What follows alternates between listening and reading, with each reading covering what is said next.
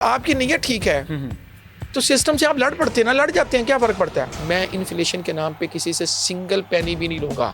अगर मेरा बहुत अच्छा एक हसब नसब शजरा मेरा बड़ा प्यारा है और मैं बड़ी 5 वक्त की नमाज पढ़ता हूँ, मेरे इधर मेहराब भी पूरा है, मेरे सर पे जुब्बा कुब्बा दस्तार सब कुछ है, लेकिन मैं मामलात का गंदा हूँ तो मैं गंदा हूँ।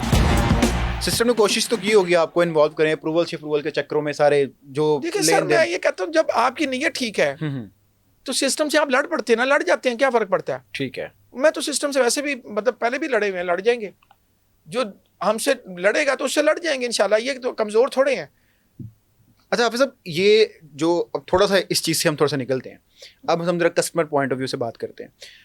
हाई राइज के अंदर कहा जाता है कि ज़्यादा इन्वेस्टर्स आते हैं, लोग रहने की पॉइंट ऑफ व्यू से कम आते हैं, तो ये वाकई ऐसा ही है कि ये सारा इन्वेस्टमेंट पॉइंट ऑफ व्यू से लोग लेते हैं?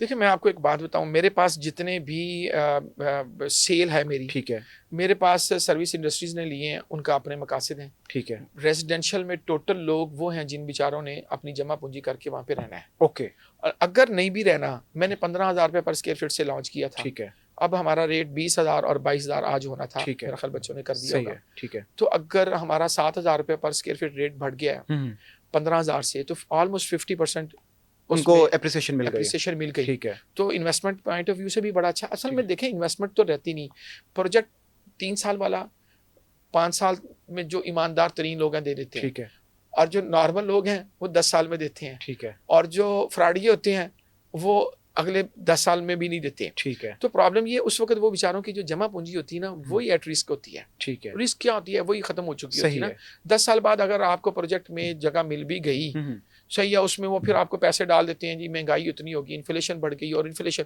देखिए मेरा प्रोजेक्ट में, मैं आपको ये भी बात बताऊं, मैं इन्फ्लेशन के नाम पे किसी से सिंगल पैनी भी नहीं लूंगा। ठीक है, एस्केलेशन चार्जेस नहीं लेंगे ना, मेरे रेट लॉक्ड है। ठीक है, कोई रंगबाजी नहीं है, कोई हिडन चार्जेस नहीं रखे।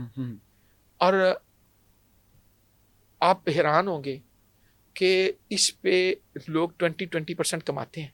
ओके, एस्केलेशन चार्जेस इन्फ्लेशन के नाम पे ठीक है, 20% ऑफ द प्रोजेक्ट सेल कमाते हैं। कितना कमाते हैं सर? 20%। और अगर आपका 3 अरब का प्रोजेक्ट है, उसका 20% लगा ले, कोरोना भी बनता है सर, मतलब ½ अरब बनता है। और वो लोग, ये नॉर्मली मार्केट में फ्रॉड है।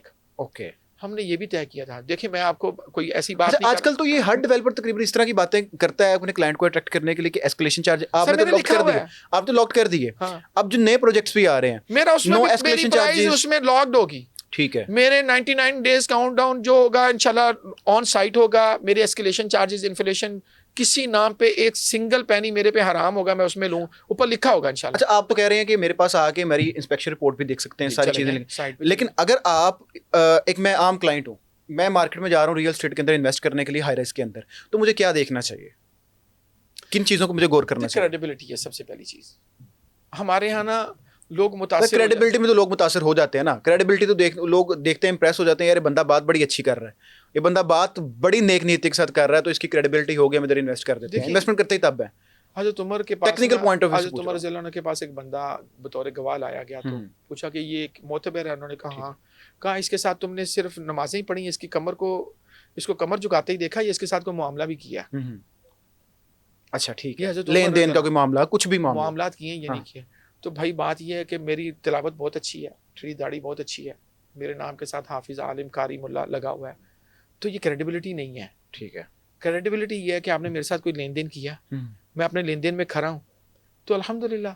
अगर मेरा बहुत अच्छा एक हसब नसब शजरा मेरा बड़ा प्यारा है, और मैं बड़ी 5 वक्त की नमाज पढ़ता हूँ, मेरे इधर मेहराब भी पूरा है, मेरे सर पे जुब्बा कुब्बा दस्तार सब कुछ है, लेकिन मैं मामलात का गंदा हूँ तो मैं गंदा हूँ।